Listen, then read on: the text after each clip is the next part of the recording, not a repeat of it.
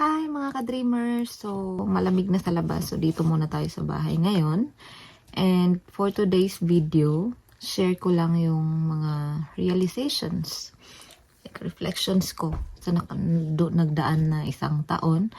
Kasi, 1 year na kami last week.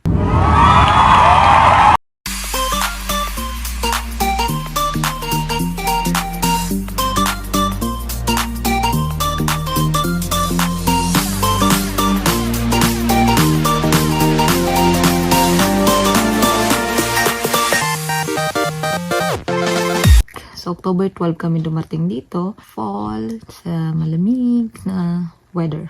And, unang-unang share ko is regarding nung unang dating namin sa work and kung ano yung mga say ng ka-work namin. Bilang newbie, syempre may mga na-encounter tayong bagong kakilala, mga bagong kaibigan, bagong ka-work. So, nung bago kami sa work, syempre nalaman na mag-asawa kami.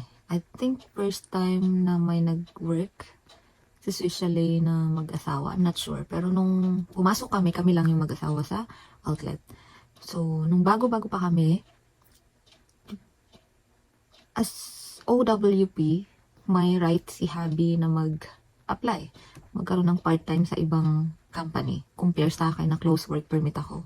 So, we normally get this comment na bakit daw dito ko siya pinapasok, bakit kayo pumayag na dito siya mag-work, mas madami, mas malalaking basic sa iba. Madami daw dyan na may mas mga nasa 20 to 20 plus ang wage. Dapat may mga nagsasabi rin na dapat hindi mo siya pinayagan na pumirma ng kontrata. May mga ganong kaming comment na naririnig personally. And we appreciate naman the concerns. Hindi rin namin tinitake for granted yung mga advice na binibigay nila. In fact, nagkaka-idea kami which is which ba. Like, promise, we learn from other people or from the people around us and we're so thankful. But, imagine as newcomers kung anong may isip namin that time na parang mapapaisip ka rin talaga. Nashook ka talaga. Nashook kami. Nasabi, bakit ganun? Mali ba yung decision natin? Parang, mali ba na pumirma ka ng kontrata? Basta, napa second thought kami that time. But, because we are contented, we stand firm in our faith, and we stick to our plan, we decided na hindi muna siya mag-part-time. And, ang explanation ko sa kanila bakit, from all those questions, kasi unang-una, hindi naman talaga kasama si Habi sa applications ko. Ako yung main applicant. And ang unang plano is, ako muna yung lalarga. And susunod na lang si Habi. So, yun yung parang pinakaunang plano. Until, naisip ko na parang hindi ko kakayanin kung ako lang mag-isa. So, nakiusap din ako sa agent namin kung pwedeng isama na nga lang si Habi. And yun, na-process yun. Until nakausap din namin yung nag-interview sa akin, which is yung employer ko, na nagtanong kung ano ngang experience ng asawa ko, which is yung cook. So, same field kami. Why not kunin nila, diba? So, yun na nga. Kinuha ni amo, ni employer, pinapirma siya ng kontrata bilang isang parang applicant from other country. Siyempre, happy ka na nun kasi hindi niya na kailangan mag-effort para lang makuha yung posisyon, diba? Like, interview, magantay ng interview, keso ganyan, keso ganito. So, natuwa kami. I said, finally, magkakasama kami papunta dito sa Canada. Kaya yun yung pinaka-importante. And sobrang thankful na kami doon. Until nalaman namin, ready na rin ako noon kahit hindi libre yung pamasahe. Meron na rin kami budget for his airfare. But, nung tinanong namin si amo, syempre bilang employee na nga rin siya kasi may napirma na siyang kontrata, free ticket na siya. So, isa pa yun. I said, wow. So, free ticket ka pa, magkasama pa tayo, sabi pa tayong pupunta ng Canada, why not? Diba? So, yun yung pinakapunot dulo nun kung bakit kami nag-end up sa same company. Yun na nga, we decided na hindi muna mag-part-time si Habi or nag-try sa iba. And unang-una, may kontrata nga siyang pinarmahan. And choice namin na mag-stay and sundin yung kontrata. Bukod sa free ticket niya, as my dependents, yun yung naging dahilan bakit ko siya nakasama papunta dito sa Canada. Again, grateful na kami doon. Yes, may mas malaking sahod sa iba. At least, walking distance kami parehas. No transportation cost needed. No any carpool or favor sa ibang tao. And baka kung nag-two jobs siya, is na-tempt na talaga kaming bumili ng sasakyan. So, another extra expenses pa, di ba? Malaki nga ang sahod, nadagdagan naman yung bayarin namin. So, ganun din. And lastly, frugal naman kami. Kaya kahit ganito lang ang sinasahod namin at hindi nagto-two jobs, hindi naman kami impulsive buyer. Kung ano lang talaga ang kailangan, yun lang din ang binibili namin. Believe it or not, wala kami ibang pinagagastusan bukod sa rent ng bahay and sa mobile. Kaya literal na we live within our means lang. Pero honestly, nakakabili naman kami ng kung ano yung mga personal needs or wants namin. Pag gusto namin or pag may nakita kaming gusto namin, nabibili din namin. So, hindi naman talaga zero, alam mo yun, parang masyado na namin tinitipid yung sarili. Hindi naman ganun. So, may mga instances pa rin na pag lumabas kami and may nakita kaming gusto namin, yung talagang alam namin na magagamit namin to or maybe matagal na namin tong ginusto. Yun, may panggastos, may mailalabas kang extra, di ba? To tell you, dito kasi sa Canada, napansin ko lang, importante talaga yung pakikisama. Huwag lang makisabay.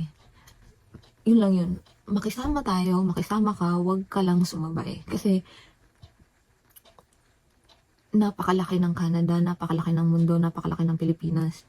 Meron at meron talaga tayong makikilalang may mga kaya, dating maganda ang buhay sa Pilipinas, maganda ang buhay sa Dubai, kung saan man na lugar. Kaya, dapat kilala mo yung sarili mo. Kilala namin yung sarili namin. Alam namin kung hanggang saan lang kami. So, nakikisama kami pero hindi naman kami ganun nakikipagsabayan sa kung anong mga meron sila na wala kami. Doon talaga pumapasok yung contentment.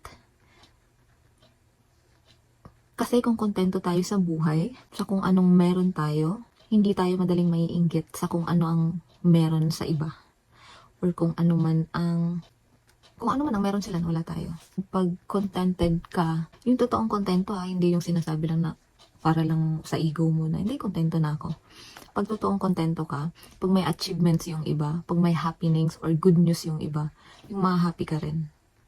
Kasi di ba may nagsasabi na, syempre, kontento ako, no? Para lang wala silang masabi sa'yo.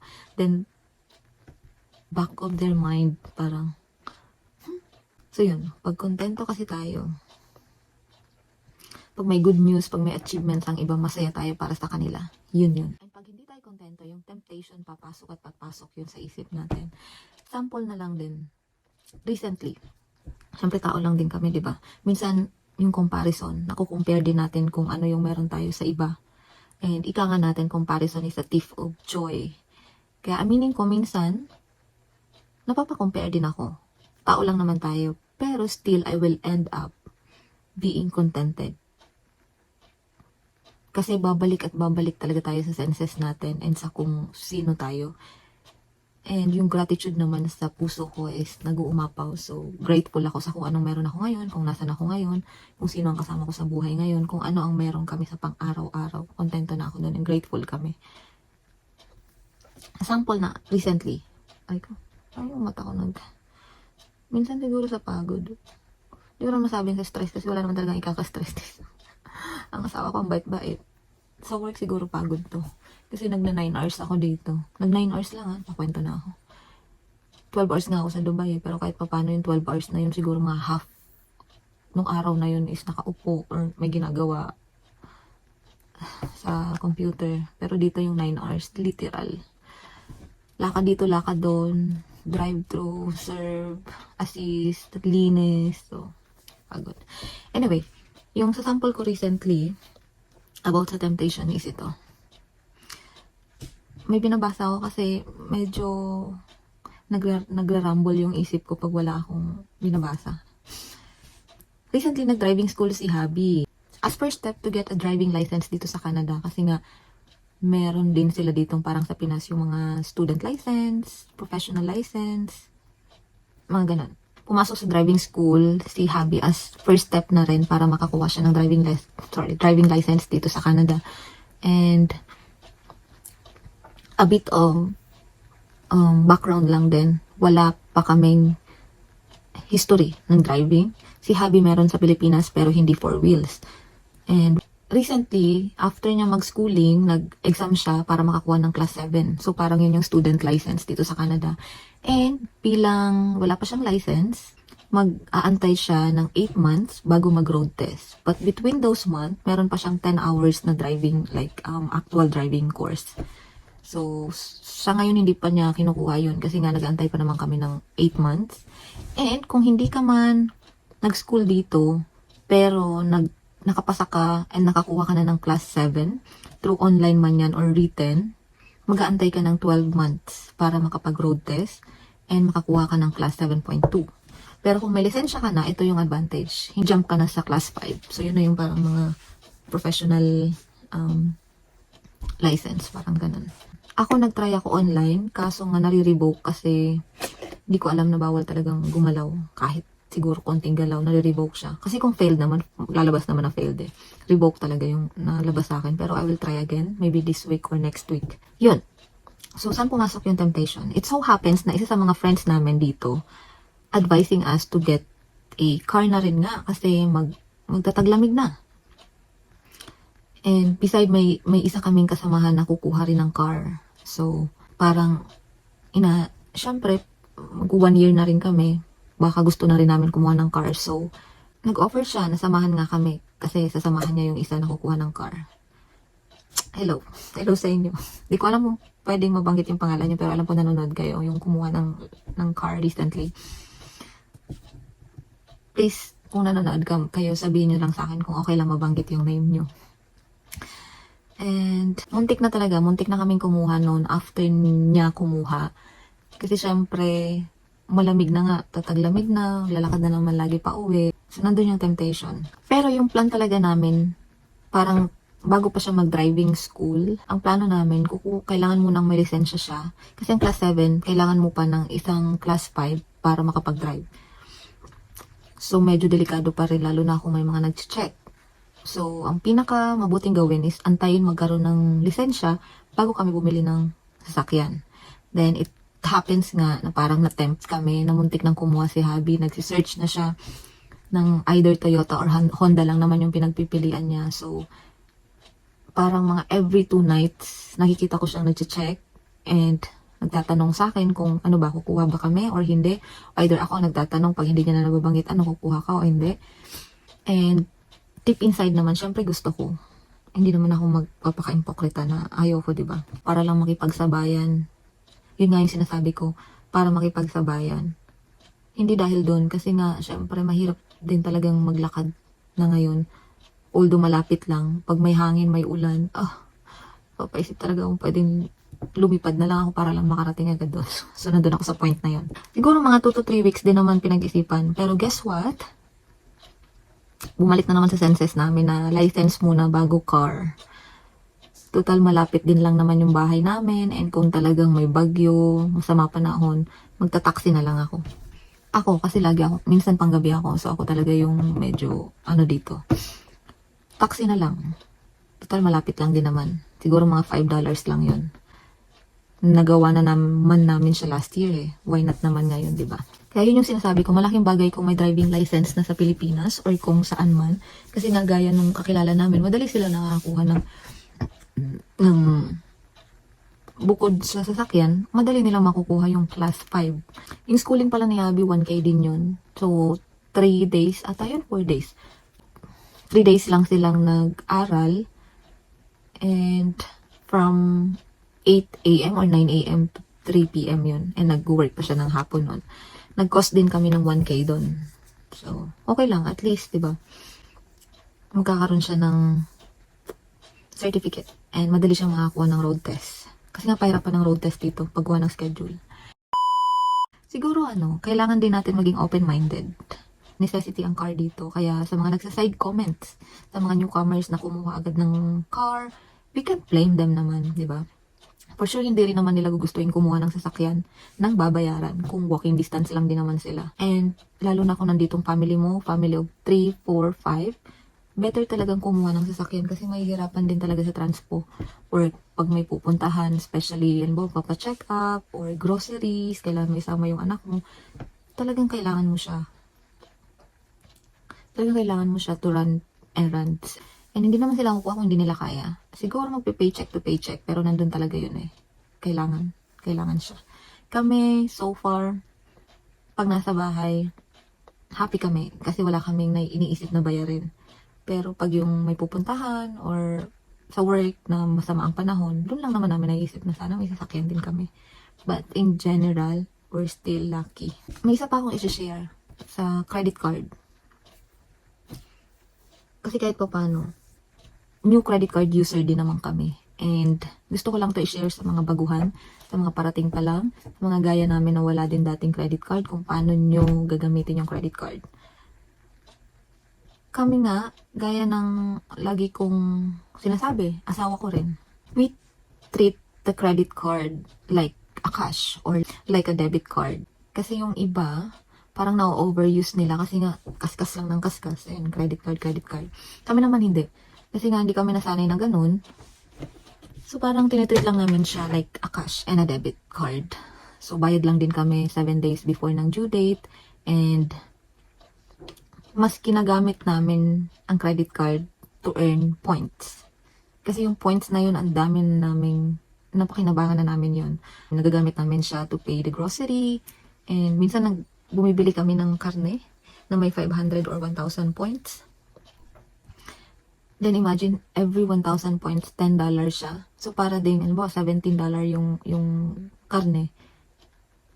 Na off the bill na yung $10, diba? So parang hindi na namin siya binayaran. Hindi na kami naglabas ng pera para doon. May kita habit na i-treat nyo siya as cash or debit. Nagagamit namin siya to earn rewards, to earn points, and to build na our credit score na rin. Kasi alam naman natin na importante dito ang credit score. Like, kung may plano kang bumili ng sasakyan, may plano kang bumili ng bahay, ng mga furnitures, o kung ano pa man. So, kailangan talaga yun. So, mas nagbe-benefits kami sa credit card kasi ginagamit namin yung points once na ma-addict ka sa kaskas lang ng kaskas na kung hindi mo na mamalayan yung maliliit na ini-spend mo is palaki na ng palaki. And so far, sa ngayon, wala pa kaming balak pa-adjust yun. Kasi 2K lang yung namin, yung maximum. So far, kaya hindi nagpa-part-time si Habi.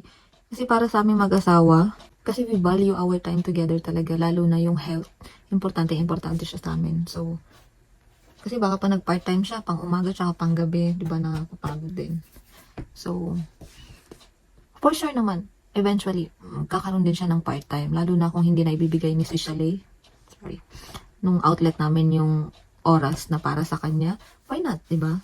And siguro by next year din, pag nagka-license na siya, na may sasakyan na rin kami, that's the time na magpa-part-time na siya. Kasi, syempre, dagdag expenses na rin yung insurance. Kasi we don't know if brand new or cash na second hand ang bibilhin. My vision and my goal din kami. Doesn't mean na nasa isang outlet lang kami ngayon is dun na kami or hanggang dun na lang kami. When the time is right, ika nga, Lord will make it happen.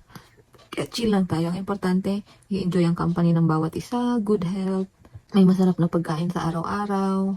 Happy and grateful na kami doon. Nasabi ko, lalo na dito sa Canada, hindi naman kailangan ng marangyang pamumuhay. Lahat lumalaban sa pang-araw-araw. Kaya panalo tayo kung puno tayo ng gratitude and contentment sa buhay. And isama nyo na rin yung credit card. Pag hindi nyo siya na-spend wisely or na-use wisely. Kaya sa mga pupunta pa lang and newcomers, stand firm to your faith and stick to your plan. Kasi naniniwala ako na may mga plano tayo and wag natin tong hayaang maapektuhan ng ibang tao. Unless, kailangan talagang baguhin yung plano kasi yung plano nyo pala hindi maganda. So, doon tayo mag-a-adjust. Pero para sa mga bata, kung may mga bata man na nanonood, syempre wag lang naman tayo makontento sa maliit or sa mababa. Dream high, ika nga. Kaya namin, ako kontento na kami ngayon kasi parang sapat na to. Ako, personally, from province girl, na napunta sa Dubai at napunta na sa Canada. Hindi naman tapos na ang laban. Nandun na. Nag-dream high na ako kaya ako nandito. Lastly, gratitude. Good or bad, gusto ko siyang i-share kaso hindi ko lang siya minsan alam kung paano i-share. Pero so far naman sa 1 year namin wala pa namang bad experiences kaming na experience. Kasi through sharing, lalo na sa YouTube ko na to, hindi naman ako nag-expect na parang gugustuhin siya ng lahat or papanoorin siya ng lahat. May matulungan lang ako kahit isang tao, dalawang tao, I will consider this as a successful na rin. And ma-share ko na lang din. May parang mangilan-ngilan na akong kakilala na bagong dating dito. And nakakataba lang ng puso and nakaka-happy lalo na pag kinikwento nila na nung wala pa sila dito, pinapanood nila vlog ko and nagkakaroon sila ng idea. And nakikunikwento nila yung mga small details ko sa video ko and sobrang nakakatuwa. Hindi ako expressive na tao. Pero deep inside, na-happy ako. So yun. Hello ulit sa'yo. Sana next time mabanggit ko na yung mga names nyo. And sana pag nagkataon, maisama ko kayo sa video pag medyo madami-dami na rin yung viewers natin. So, dito na nagtatapos ang video ko. Maraming salamat sa mga nanood. Medyo magulo lang kung saan to pupunta pero sana makuha nyo yung mentality na meron kaming mag-asawa. And sa ikaw na nanonood, wish ko din na balang araw, ma-share mo sa akin na nandito ka na and masabi mo sa sarili mo na yes, nandito na rin ako sa Canada. Gaya ng mga nami-meet ko na nandito na ngayon. Thank you sa lahat and thank you sa mga new subscribers. Kahit pa paano nadadagdagan yung subscribers ko and sana from 1 subscriber naging 100, 200 and ngayon naging 500 na siya. Aim ko naman is 1,000. Thank you so much. Maraming salamat. See you guys. Bye!